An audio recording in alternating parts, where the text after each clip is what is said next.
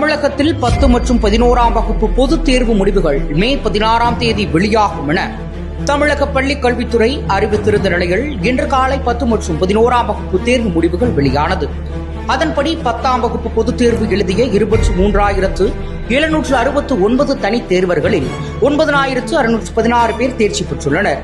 அதேபோல் தேர்வு எழுதிய 237 சிறைவாசிகளில் 230 பேர் என 97% தேர்ச்சி பெற்றுள்ளனர்.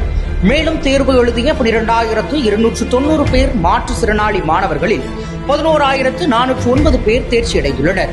இதேபோல் 11ஆம் வகுப்பு அரசு பொதுத் தேர்வில் 282 அரசு மேல்நிலைப் பள்ளிகளில் அனைத்து மாணவர்களும் தேர்ச்சி பெற்று அசத்தியுள்ளனர். ஒட்டுமொத்தமாக அரசு பள்ளிகளின் தேர்ச்சி விகிதம் 87.34 விழுக்காடாகவும் அரசு உதவி பெறும் பள்ளிகளின் தேர்ச்சி விகிதம் 93.9 விழுக்காடாகவும் வெளிவந்துள்ளது. 10 மற்றும் 11ஆம் வகுப்பு பொதுத் தேர்வில் தமிழகத்தில் பல்வேறு மாவட்டங்களைச் சேர்ந்த மாணவ மாணவியர்கள் அதிக மதிப்பெண்கள் பெற்றுள்ளதை தொடர்ந்து குறிப்பாக திருப்பூர் மாவட்டம் உடுமலையைச் சேர்ந்த மாணவி திவ்யலட்சுமி 500க்கு 499 மதிப்பெண்கள் பெற்றுள்ளார். அதேபோல் அரியலூர் மாவட்டம் குளவடையான் கிராமத்தைச் சேர்ந்த அரசு பேருந்து நடத்துனர் வெங்கடேசன், இவரின் மகளான சோபியா என்ற மாணவி 4 பாடங்களில் 100க்கு 100 மதிப்பெண் பெற்று 500க்கு 499 மதிப்பெண்களை பெற்று அசத்தியுள்ளார்.